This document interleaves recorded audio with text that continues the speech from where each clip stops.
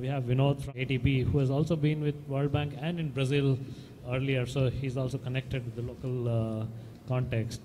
Vinod, what's the role of a multinational institution like yours, like ADB, which has an ability to influence governments, sometimes directly, sometimes indirectly, to promote inclusive growth? Thank you very much. I'm really in awe listening to these great examples. And the three words that came to mind were, one, solutions. I think that's where these wonderful examples come in. But equally, also sustainability and scale.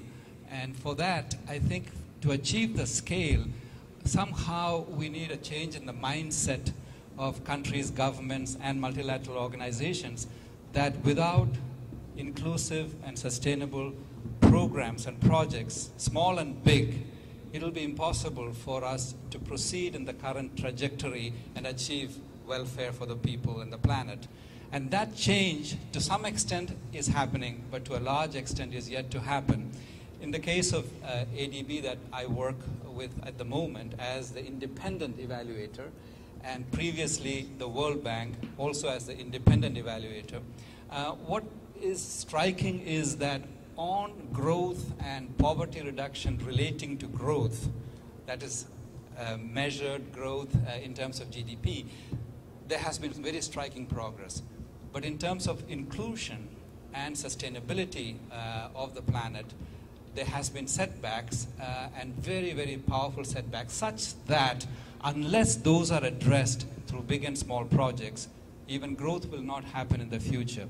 If that realization happens with the finance ministries, then projects such as the ones that we are talking about will get traction, will get picked up, will get financing. Now, financing, in a way, is fairly large and out there. Just 100 billion more on the ODA, remittances from abroad, 400 million, private sector, 500 to 600 million. These are large numbers, and how those financing can be channeled through, in many instances, the government, and in many instances, like in the case of the International Financial Organization, Corporation, as well as ADB, through the private sector, requires, I believe, a strong conviction, a change of mindset on the part of the recipients and the donors, and good project ideas, such as the ones we saw today, but presented with the same color, enthusiasm, and results on the ground as I think they can be presented. I think in the end, my own profession of evaluation comes in, because if we can show that dollar for dollar, this changes the equation much better, then the receptivity is going to be great.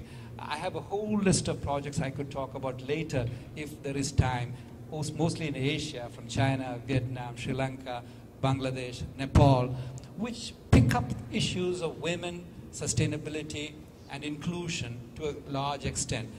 I still think these are good examples.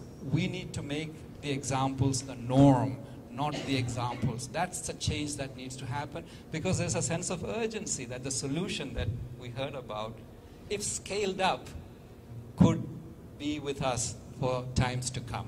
So let me stop here and then come back as needed. Thanks.